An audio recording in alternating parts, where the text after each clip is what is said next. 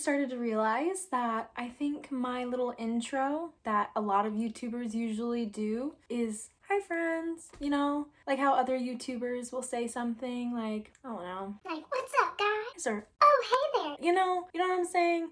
Let's just move on. Hi friends. So I recently reached out on my Instagram account. You can go follow me here. And I asked a bunch of people to ask me questions regarding anything. It can be about life, it can be about theater, but I got a lot of good, really deep questions that I'm going to answer today in this video. I did a Q&A a long time ago, and it was my first ever video, I think, and you can tell because I had bangs at the time, so you know I was in a weird place of stress. But I had all of these questions about my life and what I like to do and what my favorite book was, all the random questions, and I was like, I need to do another one regarding questions that people really want to ask regarding theater or just my life or tips and tricks, things like that. I've given so many tips and tricks and helpful information on theater and other stuff like that. If you haven't watched my latest video, which is theater tips and tricks, it's filled with a bunch of little things that I've learned over the years from stage managers, directors, fellow actors, castmates, teachers, coaches, all of the above. And I guess I will go ahead and say it. My stage manager at the company that I currently work with, Miss Annie, she is the one that gave me a lot of the tips and tricks now that I use in my life and in theater. So thank you, ma'am. Appreciate you. You're killing it. So without further ado, let's stop jabbering and let's just get on into the questions.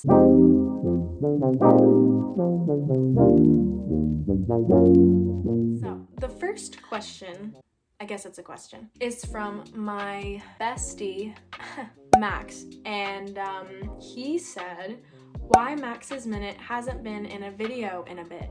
Now, here's a little backstory. So in my theater vlogs, especially my Shrek vlogs, and if you haven't seen those, you should go watch those right now. He had a little segment called Max's Minute. I think it only showed up like twice in the entirety of the series, and I'm really sorry about that. We discovered it late in the game and we were like, oh, let's keep adding it in there. But he really wants it to just be in a random video that I have, and I'm like, Max, I can't do that because it just doesn't make any sense. We have to wait until the next show. But he doesn't want that to happen. He wants me to include it in another video. So I promised him that it would be in the next vlog that I would put in Max's Minute. So we're just gonna roll with that, and Max, you're just gonna have to be patient. Be patient, friend. It's okay. My next question comes from my dear friend Quaid, and he asked, favorite memory from Shrek? This is such a hard one because I have so many good memories, so many fond memories from Shrek. Truly, I can't. I'm still not over it, and it's almost been a month, but I really need to just choose one. I really just need to choose one memory. But, okay, I have two, so I'll give both of those. I remember the first one is when I got to walk around my tower for the last time. And Saturday's show was just incredible. Our closing show, the audience was amazing, and I can't get over how much energy they were giving us, and it was awesome. And so when I walk around the tower for the last time, and I remember coming out and the spotlight just hitting me, and I was like, it just hit me, like, this is the last time I get to do this. And I remember like everybody just applauded when I came out, and I don't need praise in any way, shape, or form, but to walk out and to just feel that energy just makes your heart swell, and I remember that was so special. The other memory that was my favorite is actually after Act 1, closing night of Shrek. I remember coming off after singing Who I'd Be. That was the song that made everybody cry. After that ended and we were about to go into Act 2, we were just at intermission, I walked outside and I was like, okay,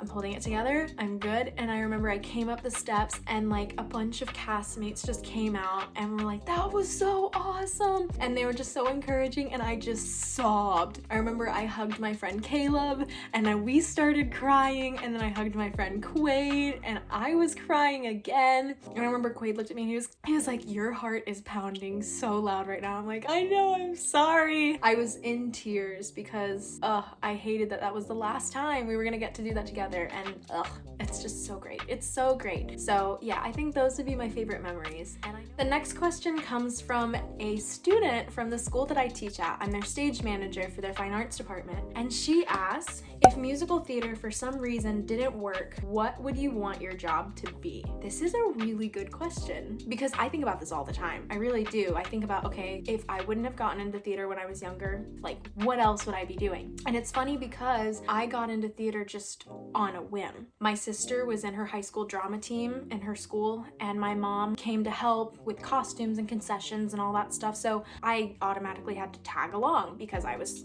only about 6 or 7. And I remember watching their production of Alice in Wonderland, and I was like, I want to do this. So my mom continued to help even when my sister graduated. So I was always there. I was always the mascot. So I just kind of was always in theater in some way because of that moment. It wasn't a choice that I made just just because I was just there. I was placed in it. It's kind of funny thinking about, okay, what if that wouldn't have happened? I truly think that if musical theater didn't work for me, or, you know, if none of those areas worked, like singing, dancing, acting, like any of those, I'm gonna go ahead and put them in a bubble because I feel like that's too easy. I think that what I'd be doing is probably writing, because I grew up loving to write books and stories. I love reading. I love creating a story. And I guess that goes alongside of why I love musical theater so much, is because you get to tell a story and you get to be a character. I mean, I grew up on Wattpad.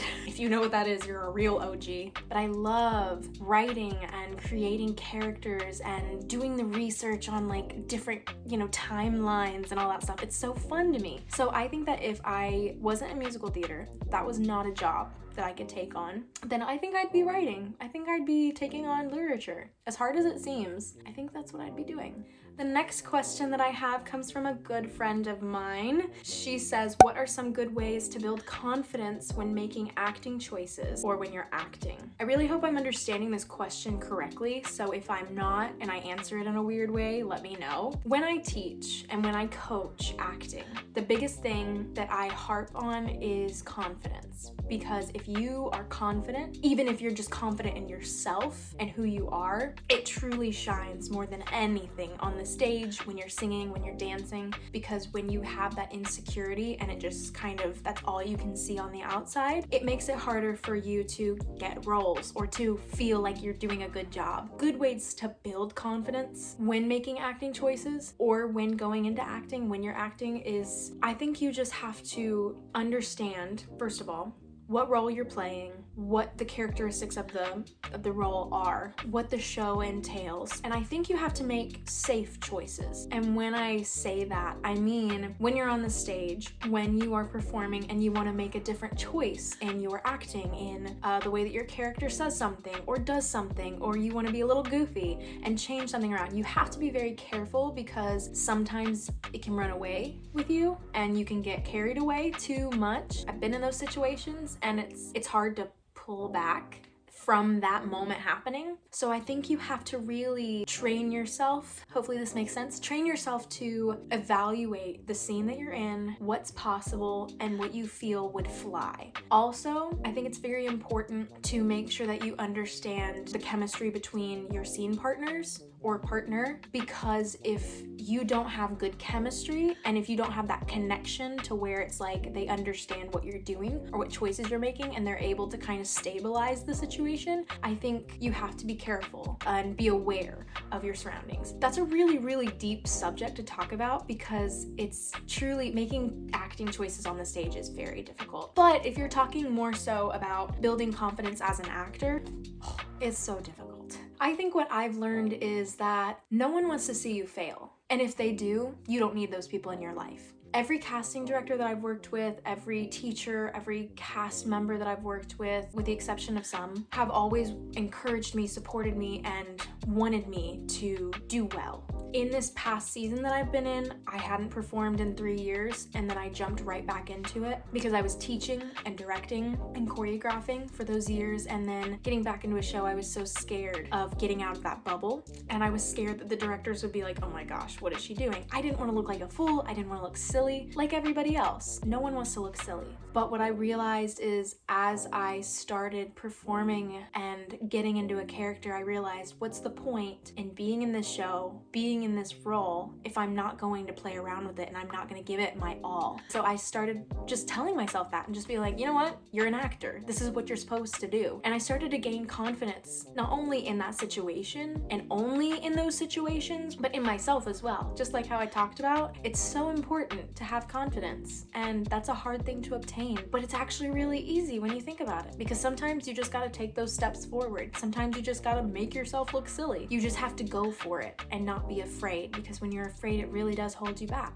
And sometimes you just have to face those fears and go for it. So that's what I love about theater, and what I'm starting to realize is that I can be confident in my acting choices and in how I act and how I do my roles. You have to play around with it. That's the basis of every good actor, is when they're able to play around with their role and their lines and their choreography. So I think it's very important to make sure that you are training yourself and being confident in yourself, so that way you can ultimately be confident in other situations. That was a really long answer. Hopefully that was what you were looking for. If not, I hope it was helpful for someone. Okay, the next question comes from my dear friend Anne. I have been acting with her for a couple years, and we haven't done a show in a while together, so I'm hoping that's soon. She asks, how do you sing so freaking amazing? Like, what do you do to improve how you sing? This is a great question. Thank you. First of all, thank you so much. I would say what I have done to improve my voice always depends on the area that I feel needs improvement. One thing that I realized, especially this year,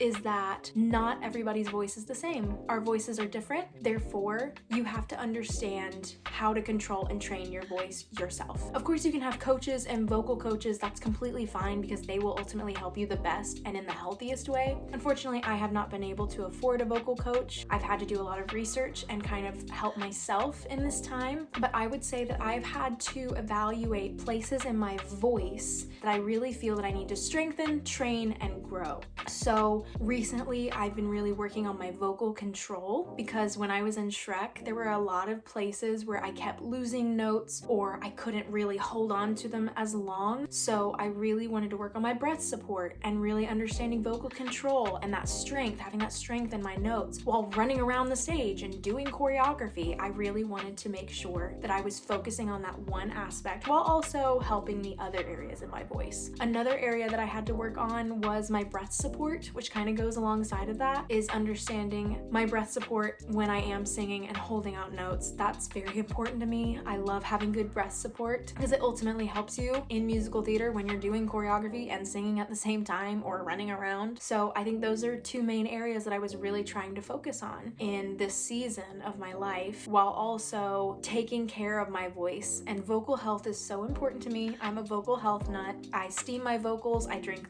room temperature water now, and I make sure I bring my water bottle everywhere with me because I love staying hydrated. I make sure that I'm staying healthy, getting enough sleep and rest, drinking tea, and I would say that really researching and taking the time to understand your voice as well as train it is so important. I do vocal warm-ups in the car, and I do them on YouTube. I find good ones for areas that I'm wanting to improve on. Right now, I'm learning my mixed voice, which is really crazy, but I'm learning and I'm figuring those things out. So I think it's important to just understand where your voice is at and where you need to start.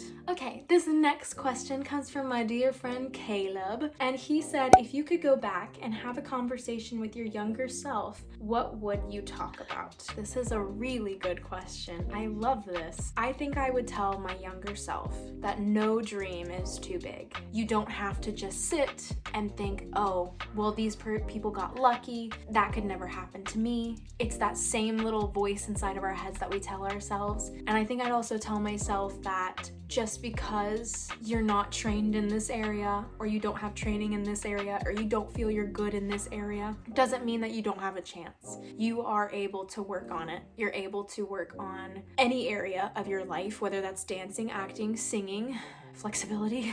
You can obtain your dreams. If you really want them, you'll go for them. And now I'm starting to realize, as I am pursuing those dreams, legit, I'm realizing that I was lying to myself and I was allowing myself to believe something that wasn't true.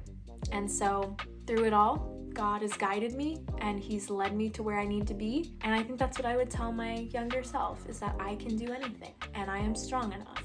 My next question comes from the same person who asked me about confidence in acting. Her name is Mia, and she's also a performer. She asked tips for how to balance 2 shows at once. Ooh, bless you. 2 shows at once, I will be honest, is not impossible. I've done it before, but I would say that handling 2 shows at once it's hard. But I found that the tips for me, how I handle it, whether I'm in 2 shows at once or I'm stage managing or choreographing one and in one, I find that the best way that I can handle them is if I have a mindset for each one. What I mean by this is, so if I'm in this show, I will have a mindset that I will get into and I'll automatically slide into that mindset so that way I'm able to focus on what I need to during those rehearsals, during those run-throughs, whatever it is. Because when I'm in this mindset over here for this show and I'm going over here, it can get a little jumbled. Of course, this isn't something you automatically do, but I've had to train myself to do that, so that way I'm able to focus on what I'm able to focus on. Another thing to go along with that is to look at your material right before you go into the rehearsal room. That being your choreo, your lines, your songs, whatever it is. As soon as you're about to go in your rehearsal room, whether that's at home or you're in the car, look it over, go through it in your head, so that way when you enter into that rehearsal room, you're not having to learn it all again, or you're not having to review it in the room. You're reinforcing it in the room, so that way it sticks. Same thing if you're in this show over here, okay? We got to get into another mindset. Allow yourself to just disconnect from the other show while you're over here, because it truly does help you. Hopefully that makes sense. It's of course easier said than done, but I would say that that's the biggest thing that I've had to learn and train my brain on. Okay, last question comes from one of the moms of one of my castmates. Love her to death. She said, "What was the first musical you were in?" This is a funny question because, believe it or not, SpongeBob the Musical was the first musical I was in. What I mean by this is I've grown up in theater since I was 11. I've done straight plays, I've done classics, I've done skits, cabarets, all kinds of things growing up. So I've been in a lot of shows that have included music in them and included solos, songs, things like that. So I'm not ignorant to, no, that's not the word. I don't know what word I'm looking for here. Anyways, I can't figure out what word I'm trying to say. I have been involved in plays where I've had to sing a solo and do choreo and all that jazz. I'm not unfamiliar. That was the word I was looking for. I'm not unfamiliar with it. But when we're talking about a licensed musical that is strictly a musical, SpongeBob the Musical was my very first one that I'd ever been a part of, mainly because I'd been so focused on learning acting techniques, straight plays, literature, a lot of more basic stuff. I had never really found a place where they were doing musical theater, community-based, for my age, or that worked with my schedule. So it wasn't until this summer that I was able to do that, which is crazy to think about. But I have been in shows where they are musical-based or they're cabarets. So hopefully that explains all of that. Well, that is all that I have today. I really hope y'all enjoyed this. And if you want to see another Q&A, or you want to ask me some more questions, or you want to see something specific, please let me know. Another show is coming, so keep your eyes open for another rehearsal vlog series. I'm getting excited for it. Everybody else is getting excited for it. But I hope that you enjoyed this video, and I will see you guys next time. Bye!